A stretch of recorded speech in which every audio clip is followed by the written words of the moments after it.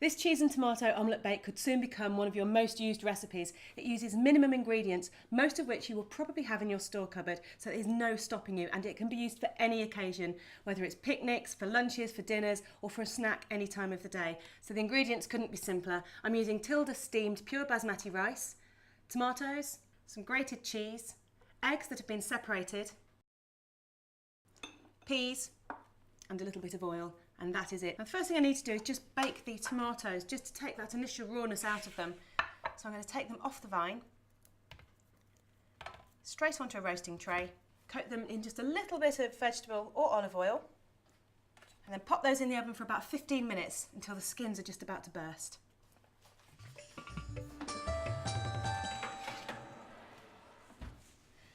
Now these are now cooked, so I'm going to pop them straight into a bowl, just to cool down slightly. Now for the rice, I'm using the Tilda pure steamed basmati rice for a really nice, delicate flavour. And to prepare this, you just want to gently massage the pack, tear open the top by about 2 centimetres, and simply place it in the microwave for 2 minutes.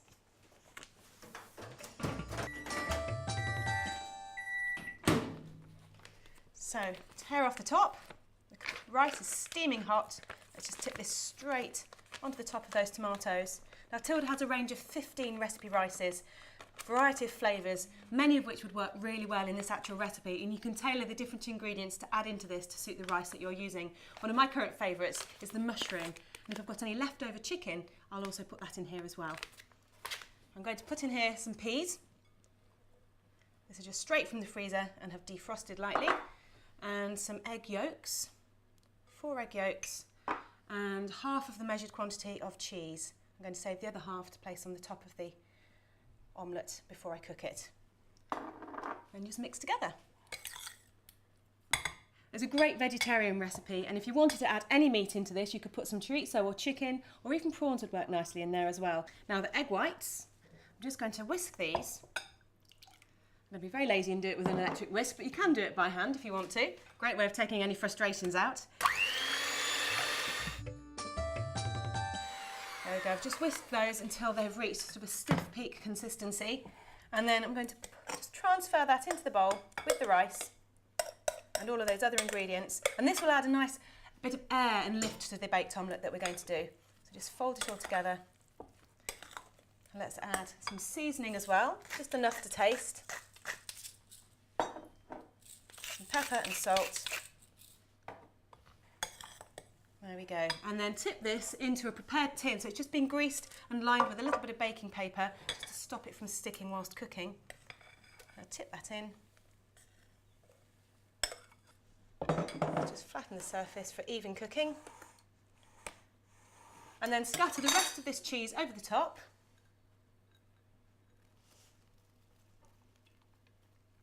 And that will go nice and golden and bubbling once cooking.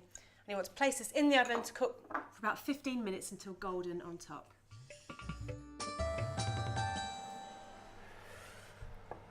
Lovely and golden on top, and when I tap the edge, I can see that it's just slightly soft still, wobbling in that pan, which means it's going to be really delicious and nice and moist inside. I'm just going to open the edge of that tin. Let's just take the outside of the tin away, and then try and carefully lift, which shouldn't be difficult at all because you've got that greaseproof paper underneath. Transfer this to a plate or a serving board.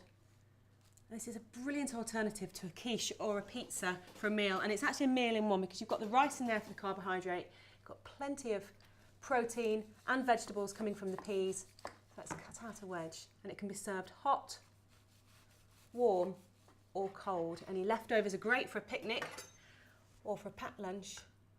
So this cheese and tomato omelette bake is really versatile and a great example to show you not to be scared to be adventurous with rice.